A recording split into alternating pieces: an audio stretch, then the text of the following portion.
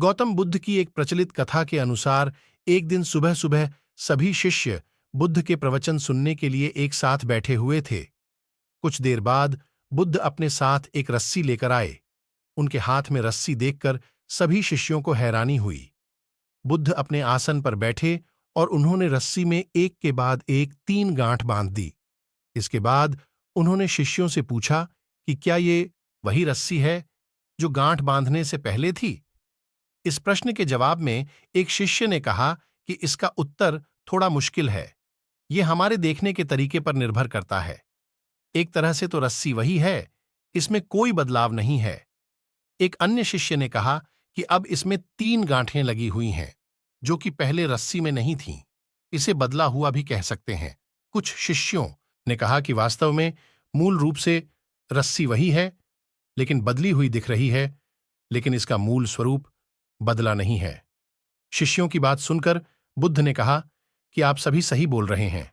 अब मैं इन गांठों को खोल देता हूं। ये बोलकर बुद्ध रस्सी के दोनों सिरों को खींचने लगे। बुद्ध ने पूछा कि क्या इस प्रकार रस्सी की गांठें खुल जाएंगी? सभी शिष्यों ने कहा कि नहीं, ऐसा करने से तो गांठें और ज्यादा कस जाएंगी। इन्हें खोलना और मुश्किल हो जाएगा। बुद्ध ने कहा कि ठीक है, अब एक अंतिम प्रश्न, इन गांठों को खोलने के लिए हमें क्या करना होगा? शिष्यों ने कहा कि हमें इन गांठों को ध्यान से देखना होगा, जिससे हम जान सकें कि इन्हें कैसे लगाया गया है। इसके बाद हम गांठें आसानी से खोल सकते हैं। बुद्ध इस जवाब से संतुष्ट हो गए और उन्होंने कहा कि यह सही बात है। हम परेशानियों में फंसे रहते हैं और बिना कारण जाने ही उनका हल खोजने लगते हैं, जबकि हमें पहले समस्याओं के मूल को समझना चाहिए। जब समस्याओं की वजह समझ आ जाएगी तो उन्हें सुलझाना बहुत ही आसान हो सकता है। समस्या आने पर हम समस्या को समझे बिना ही उसका हाल यहां वहां खोजने लगते हैं और समस्या को और कठिन बना लेते हैं।